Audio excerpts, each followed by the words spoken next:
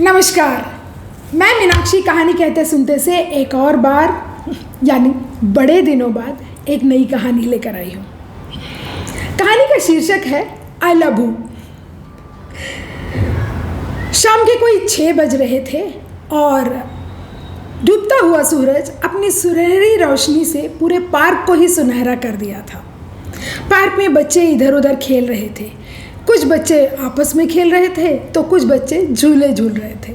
तो कुछ बच्चे झूले झूलते हुए बच्चों से ये कह रहे थे कि वो उतर जाएं ताकि वो खुद भी चढ़ पाए। दूर बेंच पर बैठी सुरेखा इन बच्चों को बड़े गौर से देख रही थी और मंद मंद मुस्कुरा रही थी। दुबला पतला लेकिन सशक्त शरीर, लगभग कोई 70 बसंत देख चुका होगा। चेहरे पर तेज और आँखों में वो हल्की सी चमक ये बता रही थी कि वो अपनी ज़िंदगी से बहुत खुश है, तृप्त है। और हाँ, माथे पे की वो जो गहरी लकीरें थी वो ज़िंदगी के खट्टे मीठे तजुर्बों की कहानियाँ कह रही थी। अपने सफ़ेद बालों को जूड़ा बनाकर, माथे पर लाल सी बिंदी लगाकर, कलफ लगाई हुई सूती साड़ी पहनकर वह रोज़ इस पार्क में टहलने आ जाती। कोई उसे दादी कह के पुकारता तो कोई आंटी और कोई दीदी। तभी नन्ही सी दिया पार्क में गैस का गुब्बारा लेकर पहुंच गई। उसे देखते साथ सारे बच्चे उसकी तरफ भागने लगे और उससे गुब्बारा मांगने लगे। दिया बड़े इतराते हुए अपने गुब्बारे को दिखा रही थी, लेकिन देना किसी को नहीं चाह रही थी। अब इस छीना झपटी में और दिया की थोड़ी सी चूक से दिया के हाथों से गुब्बारे की वो डोर छूट गई और गुब्बारा दूर आसमान में उड़ गया। ये देखकर दिया जोर जोर से रोने लगी। सुरेखा दिया को रोते हुए देखकर भागकर उसके पास पहुंची और उसे चुप कराने लगी। लेकिन दिया थी कि उस उड़ते हुए गुब्बारे को देखकर रोए जा रही थी। तब सुरेखा ने उसे पुचकारते हुए कहा, अरे अब वो तो गया, छोड़ो ना, देखो तुम्हारे कितने सारे दोस्त हैं यहाँ पर, चलो हम सब मिलकर रेलगाड़ी खेलते हैं। कहती हुई सुरेखा सारे बच्चों को एक लाइन में खड़ा कर दी और अपने साड़ी के पल्लों को झंडे की तरह हिलाने लगी और फिर सारे बच्चे रेल बनाकर दौड़ने लगे। दिया भी सब कुछ भूलकर रेलगाड़ी खेलने लगी।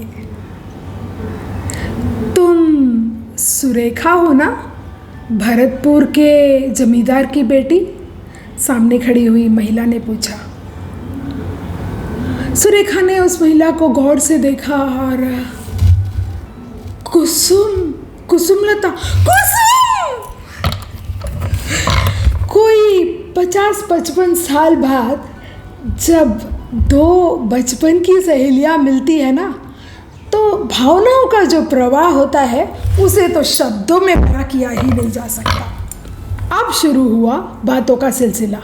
सुरेखा ने बताया कि उसका बड़ा बेटा गुड्डू यहाँ भोपाल में अपने परिवार के साथ रहता है।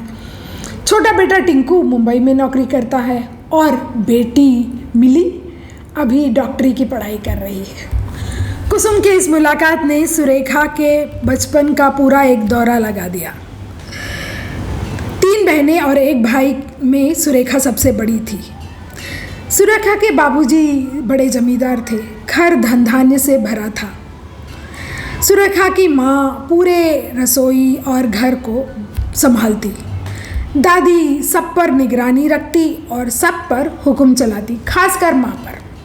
वैसे दादी किसी से भी प्रेम से नहीं बोलती, सिवाय सुरेखा के भाई से, कुल का दीपक जो था। वैसे दादी के हाँ में हाँ मिलाने के लिए घर में हर वक्त एक बुआ तो ज़रूर रहती थी अपने परिवार के साथ। बाबूजी को जमींदारी के सिवाय घर संसार पर ना कोई रुचि थी ना ध्यान था। वैसे भी वो बड़े गुस्सैल, बदमिजाज और अभिमानी थे। बच्चों से उनका बोलचाल बहुत कम ही था। यानी पूरे घर में अगर कोई प्यार से बोलता तो वो माँ थी। खासकर सुरेखा पर माँ का बहुत प्यार था। माँ कभी उसे मलाई लगाती तो कभी उपटन। और बड़े अच्छे कपड़े पहनाती, सलीके से खाती, उसे अच्छा खाना पीना देती और अक्सर कहती, माँ उसे सोना कह के बुलाती, कहती सोना तुम अच्छे से रहोगी, सलीके से पहनोगी, घर के काम सीखोगी, पढ़ाई लिखाई करोगी, तब एक दिन एक अच्छा सा राजकुमार आकर तुम्हें ब्याह कर ले जाएगा और तुम्हें रानी बना कर रखेगा। माँ जब भी सुरेखा को सोना कह के पुकारती तो दादी जरूर ताना मारती, सोना सिर्फ नाम सोना रखने से रंग तो साफ नहीं हो जाएगा। अब तेरे माँ बाप ने भी यही तो किया है, नाम रख दिया पूनम, लेकिन हो तो पूरी अमावस। बड़े बुजुर्ग ठीक कहा करते हैं, बहू अगर काली हो तो पूरा खानदान ही काला होगा। वैसे भी इस खानदान को आगे बढ़ाने वाला पता नहीं कभी पैदा होगा कि नहीं। लगातार लड़कियां जने जा रही हो, लगता है पोते के मुंह देखे बिना ही मैं स्वर्ग चली जाऊंगी। कहती हुई दादी अपना नकली रोना लेकर बैठ गई। फिर क्या था, पूनम यानी सुरेखा की माँ अपनी सास की सेवा में तैनात हो गई। वैसे तो पूनम अकेली ही सारा घर का काम संभाल लेती, लेकिन कभी कभी उसकी मदद करने के लिए कम्मो आ जाती। कम्मो के पति का बहुत छोटे ही उम्र में देहांत हो गया था। तब पूनम ने कम्मो को घर के बाहर वाले कमरों में रहने की जगह दी। कम्मो सिलाई अच्छा जानती थी तो उसके लिए एक सिलाई की मशीन दी। गांव वालों के कपड़े सिलकर कम्मो पैसे कमाती। वैसे कम्मो के ज़िंदगी का एक ही लक्ष्य था, वह अपने बेटे मंगलू को पढ़ा लिखा कर बड़ा आदमी बनाना चाहती थी और उसके लिए वो खूब मेहनत करती। मंगलू सुरेखा से कोई 4-5 साल बड़ा था, लेकिन सुरेखा के मंगलू से खूब बनती। लुका छुपी खेलना हो तो मंगलू, पहाड़ा याद करना हो तो मंगलू, पेड़ से अमरूद तोड़ना हो तो मंगलू, यहाँ तक कि वो मंगलू से हर छोटी बड़ी बात बताती। अपने वो राजकुमार के आने की और उसे ब्याह कर ले जाने वाली बात भी बताया करती। तब मंगलू बड़ी मासूमियत से पूछता, कब आएगा तुम्हारा राजकुमार, तुम उसके साथ चली जाओगी सोना। वैसे पूनम भी बड़ी निश्चिंत होती अगर मंगलू सुरेखा के साथ हो तो। शाम को जब नदी किनारे मंदिर के पास बच्चे खेलने जाते तो फिर पूनम कहती, मंगलू बेटा सुरेखा का ध्यान रखना। जी मालकिन, मंगलू कहता। मंगलू अपने हृदय खूब समझता था। अरे मालकिन क्यों कहता है, माँ कहना, पूनम बड़े प्यार से बोलती। हाँ, अपने कोख से तो बेटा जना नहीं जाता, अब हर गैरू को बेटा बना लिया, दादी ने टोका। अब दादी के तानों का नतीजा था या फिर पूनम के मन्नतों का, घर का चिराग पैदा ही हो गया। सुरेखा भी अब धीरे धीरे बड़ी हो रही थी। उस दिन उसका जन्मदिन था। माँ ने मलाई लगाकर उपटन से नहलाया, फिर नए कपड़े पहनाए और फिर प्यार से समझाते हुए कहा, सोना धूप में मत खेला कर, दूध पिया कर, अपना ख्याल रखा कर। और फिर बहुत सुंदर सोने के जड़ाऊ कंगन निकाल कर दिखाते हुए कहा, देख सोना, मैंने तेरे लिए ये कंगन खरीदे हैं। जब तेरा राजकुमार आएगा ना, तुझे ब्याह के ले जाने के लिए उस दिन पहनाऊंगी। अरे माँ, ये तो बड़े सुंदर है, मैं अभी इसे पहन सकती हूँ। सुरेखा बड़ी खुश होते हुए बोली, ना ना, जब राजकुमार आएगा तब पहनना। कहते हुए पूनम ने कंगन को डब्बे में वापस रख दिया और लड्डू का पूरा एक डब्बा ला कर दिया और कहा, अभी तो तू ये लड्डू खा। अरे माँ, ये तो मेरे मनपसंद लड्डू है, मैं मंगलू के लिए भी ले जाऊँ। कहती हुई सुरेखा 2 लड्डू अपने हाथ में लेकर भागकर मंगलू के पास पहुँच गई। मंगलू को लड्डू खिलाने के बाद सुरेखा ने वो कंगन, राजकुमार, ब्याह की सारी बातें बता दी। मंगलू चुपचाप सुरेखा को सुन रहा था। तब सुरेखा ने बड़ी मासूमियत से कहा, मंगलू, जब भी हम राजकुमार और ब्याह की बात बताते हैं ना, तो तुम बहुत उदास हो जाते हो। ऐसा करो, तुम ही बड़े होकर राजकुमार बनकर मुझे ब्याह करके ले जाना। हम नौकर हैं हम, राजकुमार नहीं बन सकते, मंगलू ने जवाब दिया। ऐसा थोड़ी होता है, देखो तुम पढ़ लिख कर बड़े आदमी बन जाओगे ना, तब तुम राजकुमार बन जाओगे, तब मुझे ब्याह कर ले जाना। सुरेखा ने बड़ी मासूमियत से समझा दिया मंगलू को। वक्त अपनी रफ्तार से आगे बढ़ रहा था। पूनम सुरेखा के पढ़ाई पर जोर देती, घर के काम भी सिखाती, कभी उसके लिए रेशम की साड़ी लाती तो कभी सोने की बूंदें। ये सब देखकर दादी फिर ताना मारती, अरे ओ अमावस, तेरी ये बेटी तो कोयले की ढेर है, इसे विदा करने के लिए पूरा 1 मन सोना लगेगा, पता नहीं मेरे पोते के लिए कुछ इस घर में बचेगा भी या नहीं। लेकिन सुरेखा पर दादी के ये ताने का कोई असर नहीं होता। उसकी दुनिया में तो अब वो राजकुमार ही था जो धीरे धीरे मंगलू का आकार ले रहा था। सुरेखा की एक सहेली थी कुसुमलता, उसी की कक्षा में पढ़ती थी। किशोरावस्था में पहुंच रही लड़कियों के लिए सहेलियां बड़ी मायने रखती हैं। एक दिन कुसुम ने बताया कि उसका सारा परिवार सिनेमा देखने जा रहा है। तब सुरेखा ने कहा कि उसने कभी सिनेमा देखा ही नहीं। तब कुसुम ने बड़ा जोर दिया अपने साथ चलने को सिनेमा देखने। वैसे माँ को मनाना बहुत मुश्किल था, लेकिन माँ मान गई। सिनेमा से लौटकर सुरेखा सीधा मंगलू के पास भागकर पहुंची और सिनेमा की कहानी सुनाने लगी। पता है मंगलू, उस सिनेमा में ना एक लड़का और एक लड़की रहते हैं, बहुत सुंदर दिखते हैं, बहुत अच्छे कपड़े पहनते हैं, उनके पास तो मोटर कार भी था, शहर में रहते थे वो लोग। और पता है एक दिन वो लड़के को लड़की से अलभू हो जाता है और थोड़े दिन बाद वो लड़की को भी लड़के से अलभू हो जाता है। फिर बहुत सारे झगड़े होते हैं, मारपीट होती है, लेकिन अंत में ना दोनों का ब्याह हो जाता है। मंगलू, मुझे भी तुमसे आई लव यू है, तुमको भी है ना मुझसे आई लव यू? हाँ कह दो ना मंगलू, फिर हमारा भी ब्याह हो जाएगा। बड़ी मासूमियत से, बड़ी सरलता से अपने प्यार का इजहार कर दिया सुरेखा ने। मंगलू ने कोई जवाब नहीं दिया, पर सुरेखा कहाँ चुप रहने वाली थी, वह लगातार बोले जा रही थी। बोलो ना मंगलू, तुमको भी है ना आई लव यू मुझसे, बोलो ना।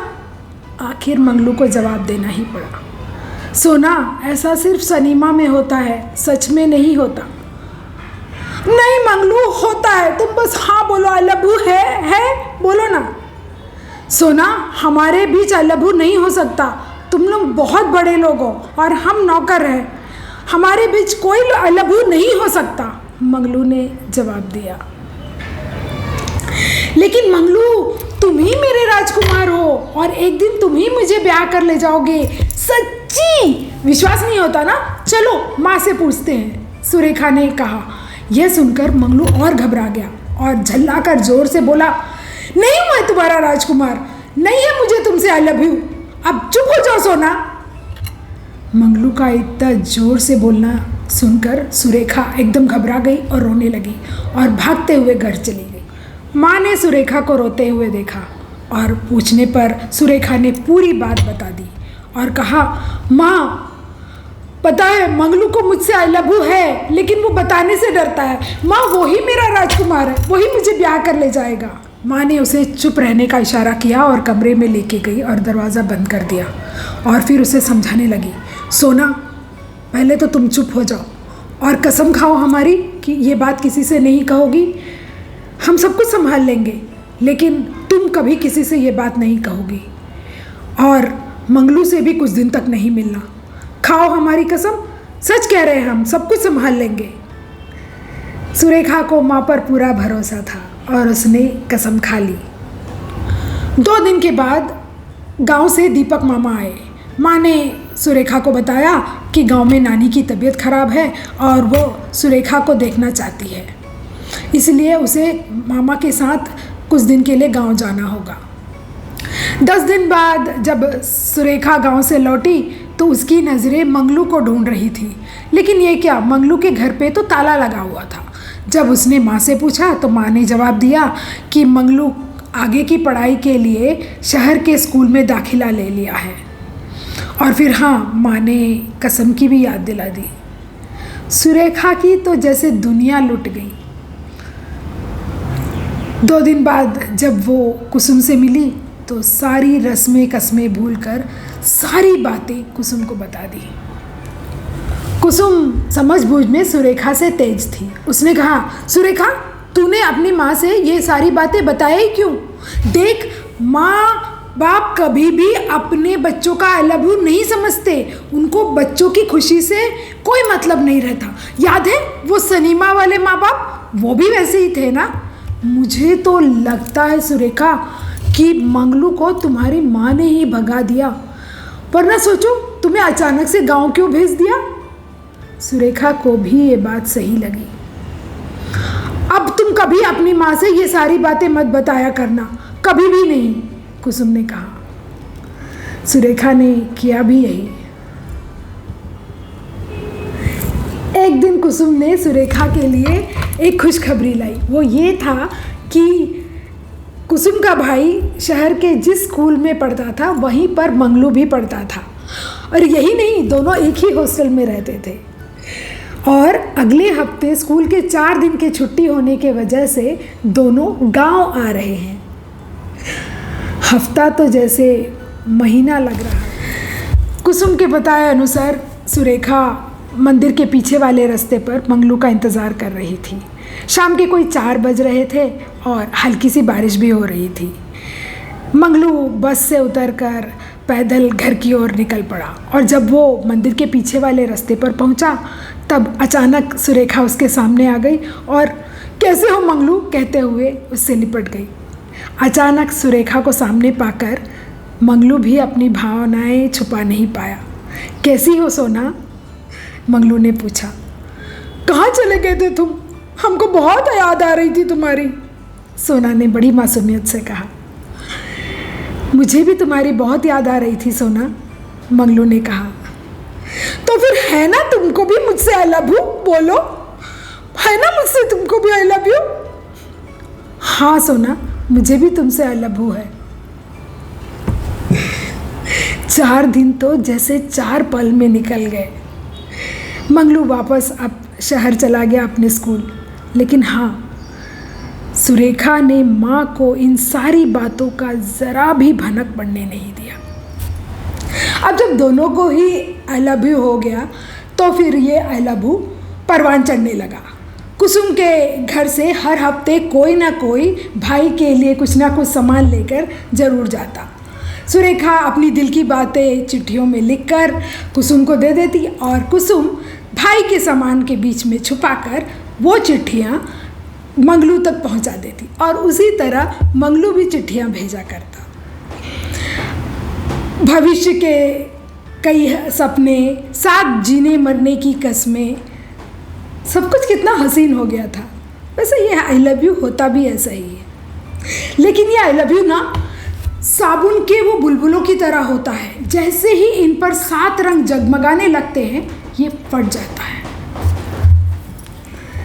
सुरेखा मंगलू की चिट्ठियों को एक कपड़े की पोटली में डालकर उस बड़े से संदूक के नीचे छुपा कर रखा करती थी। असल में सुरेखा ने कभी उस संदूक को किसी को खिसकाते हुए नहीं देखा, तो सुरेखा के लिए वो सबसे महफूज जगह थी। लेकिन उसे क्या पता था कि माँ हर दिवाली के पहले संदूक खिसका कर सफाई करती थी। सुरेखा ने कम से कम 10 बार मंगलू की चिट्ठी पढ़ी होगी और मन ही मन खुश हो रही थी, क्योंकि मंगलू दिवाली पर पूरे 10 दिन के लिए घर आ रहा था। 11वीं बार चिट्ठी पढ़ने के बाद सुरेखा वो चिट्ठी को पोटली में रखने गई, लेकिन ये क्या, संदूक के नीचे तो वो पोटली थी ही नहीं। आखिर गई कहाँ? किसके हाथ लगी होगी? कोई अब तक उसे पूछा क्यों नहीं? सुरेखा की तो नींद उड़ गई, वो रात भर सो नहीं पाई। सुबह दीपक मामा आए थे, उनके साथ कुछ और लोग भी आए थे। माँ सुरेखा को रेशमी साड़ी देते हुए बोली, सोना ये पहनकर अच्छे से तैयार हो जाना, और देख मामा के साथ जो लोग आए हैं उनके साथ सलीके से पेश आना, वो लोग तुझे देखने आए हैं। सुरेखा के पैरों के तले ज़मीन खिसक गई। तो वो चिट्ठियाँ माँ के हाथ लगी थी। उसके हाथ पैर कांप रहे थे, रुलाई छूट रही थी उसकी, लेकिन वो माँ से कुछ कह भी तो नहीं पा रही थी। कसम जो तोड़ा था उसने। वो लोग तो चले गए, लेकिन दीपक मामा रुके हुए थे। सुरेखा ने उन्हें दादी से बात करते हुए सुना। माँ जी, वो लोग बड़े भले लोग हैं, उन्हें सुरेखा पसंद आ गई है। वो लोग कोई दान दहेज नहीं चाहते हैं, शादी में भी कोई हंगामा नहीं चाहते हैं, बस 2 जोड़ी कपड़ों में बहू ले जाना चाहते हैं। असल में जचकी के वक्त बहू का देहांत हो गया और बच्चा अभी कोई 3-4 महीने का ही है, तो वो चाहते हैं कि महीने भर के अंदर शादी हो जाए ताकि बच्चे को माँ का गोद जल्द से जल्द मिल जाए। चलो, ये तो बड़ी अच्छी बात है कि उन्हें कोई दान दहेज नहीं चाहिए, वरना इस काली माई को पता नहीं कितना ही दहेज देना पड़ता। दीपक, तुम तो फौरन ही हाँ कर दो, दादी ने तेज आवाज में कहा। माँ ने सुरेखा से कहा कि वो कुछ दिनों के लिए गांव चले जाए और शादी की तारीख तय होने पर वापस आ जाए। यानी कि अब कुसुम से मिलने का भी कोई मौका नहीं था। शादी का जोड़ा पहने हुई सुरेखा के आंसू थम ही नहीं रहे थे। माँ उसे बहुत प्यार से सजा रही थी, लेकिन माँ के आंसू भी रुक नहीं रहे थे। देख सोना, ससुराल में सबका मान रखना, सबका ध्यान रखना, बड़ों की सेवा करना और हाँ, दामाद जी का दिल स्नेह और प्रेम से जीत लेना। और देख, गुड्डू को कभी माँ के कमी का एहसास मत होने देना। बहुत ही भला परिवार है सोना, देखना तुझे रानी बना कर रखेंगे। लेकिन सुरेखा थी कि जैसे चुप्पी साध ली। बहुत नाराज़ थी वो माँ से। सुरेखा विदा होकर ससुराल पहुँच गई। सासू माँ ने खुले बाहों से बहू का स्वागत किया। मुँह दिखाई की रस्म पर उन्होंने सुरेखा को गहनों से लाद दिया। जब वो सुरेखा को हाथों में कंगन पहना रही थी, तब सुरेखा को याद आया, माँ ने भी तो मेरे लिए कंगन खरीदे थे, कहा था ब्याह में पहनाऊंगी। क्या माँ मुझसे इतनी नाराज़ थी कि उन्होंने कंगन भी ना पहनाए? नाराज़ तो मुझे होना था। उन्हें मैं अपना मानकर सब कुछ बता दी और उन्होंने मेरे सपनों के राजकुमार को मुझसे दूर कर दिया और छल किया मेरे साथ। और दहेज बचाने के लिए उन्होंने मेरी शादी यहाँ करा दी। अब कभी नहीं जाऊंगी पलटकर उस घर में। जिस घर में माँ बेटी के साथ फरेब करे, उस घर में क्या वापस जाना भला। काफ़ी बड़ा परिवार था सुरेखा का ससुराल में। बड़े बुजुर्ग उसे बहुत लाड प्यार से रखते, छोटे उसका बहुत मान करते। उसके पति नरेंद्र भी उसका बहुत ख्याल रखते। लेकिन सुरेखा इन सबके साथ सिर्फ बहू और पत्नी का एक फ़र्ज़ ही अदा कर रही थी। वह चाह कर भी उनके साथ कोई रिश्ता नहीं बना पा रही थी, क्योंकि उसके मन में वो पुराने दिनों की यादें, वो आक्रोश उसे सरल होने ही नहीं दे रहा था। लेकिन ससुराल वाले ये सोच रहे थे कि अभी छोटी है, नए माहौल में बसने में थोड़ा वक्त लगता है, और वो इन सारी बातों को नज़रअंदाज किए जा रहे थे। लेकिन हाँ, सुरेखा गुड्डू के साथ बहुत प्यार से पेश आती, उस पर खूब ममता लुटाती। वक्त बीतता गया। कई तीज त्योहारों पर माँ ने सुरेखा को घर बुलाया, लेकिन सुरेखा कोई ना कोई बहाना बनाकर कभी मायके नहीं गया। इधर नरेंद्र ने सुरेखा को आगे की पढ़ाई के लिए प्रेरित किया। हायर सेकेंडरी की पढ़ाई पूरे कर ली सुरेखा ने। कितने ही बदलाव आए। नरेंद्र का व्यवसाय बढ़ गया, सुरेखा लड़की से स्त्री बन गई। अब तो गुड्डू भी 8 साल का हो गया था। सब कुछ कितना बदल रहा था, सिवाय एक चीज़ के। वो था सुरेखा के मन में माँ के लिए जो नाराज़गी थी वो, और सुरेखा का आई लव यू खोने का दुख, उसके साथ छल होने का दुख। नरेंद्र गांव की तरक्की के लिए बहुत काम करते थे, इसीलिए गांव वाले उन्हें बहुत मानते भी थे। गांव में एक गर्ल्स स्कूल खुलने वाला था, तो गांव वाले ये चाहते थे कि वो स्कूल नरेंद्र ही चलाएं, पर नरेंद्र ने कहा इस काम के लिए तो सुरेखा बिल्कुल उपयुक्त है। स्कूल के इनॉग्रेशन के लिए गांव वालों ने डिस्ट्रिक्ट कलेक्टर श्री मंगेश कुमार जी और उनकी पत्नी को आमंत्रित किया। फूलों का गुलदस्ता लेकर सुरेखा जब उनका स्वागत की तो पता नहीं क्यों उसे ऐसा लगा कि वो कलेक्टर साहब को जानती है। फीता काटने के लिए सुरेखा ने मैडम जी को आमंत्रित किया। फिर सबके भाषण हुए और उसके बाद जब सब चाय के लिए बैठे तब सुरेखा ने गौर से कलेक्टर साहब को देखा। मंगेश सर जी चाय लीजिए ना, कहती हुई सुरेखा सकपका गई। अरे सुरेखा जी, बड़ा अच्छा लगा ये जानकर कि आप ये स्कूल चला रही हैं, कलेक्टर साहब ने कहा। और फिर अपनी पत्नी सुमन से बोले, पता है सुमन, सुरेखा जी मेरे ही गांव की रहने वाली हैं और इनके बहुत उपकार हैं हम पर। अरे ये क्या कह रहे हैं, कहती हुई सुरेखा ने हाथ जोड़ दिया। फिर कुछ देर बाद कलेक्टर साहब और उनकी पत्नी वापस निकल पड़े। 8 साल से जिन यादों पर वक्त के धूल की बूटी परत जमी हुई थी वो एक झटके में साफ हो गई। आखिर मंगलू ऐसा क्यों कह रहा था कि आज जो भी है वो मेरी वजह से है? कहीं वो ऐसा तो नहीं सोच रहा है कि मैंने उसके साथ छल किया? पर कितना अच्छा लग रहा है ना कि मंगलू कलेक्टर बन गया। इन सब ख्यालों के बीच सुरेखा को उन चिट्ठियों की याद आ गई जो मंगलू ने उसे लिखा था। एक चिट्ठी में उसने लिखा था, सोना, माँ कह रही थी कि वो मेरे कॉलेज के फीस के लिए पैसे जोड़ रही है और अगर पैसे जमा हो गए और मैंने कॉलेज की पढ़ाई पूरी कर ली तो फिर मैं पूरी मेहनत से कलेक्टर के परीक्षा दूंगा और फिर कलेक्टर बन जाऊंगा। जवाब में सुरेखा ने लिखा, मंगलू पैसे की तुम चिंता मत करो, माँ ने मेरे लिए बड़े ही भारी कंगन बनवाए हैं, वो है तो मेरे ही ना, फिर चाहे मैं जो भी करूँ उसे बेचकर हम कॉलेज का फीस दे देंगे।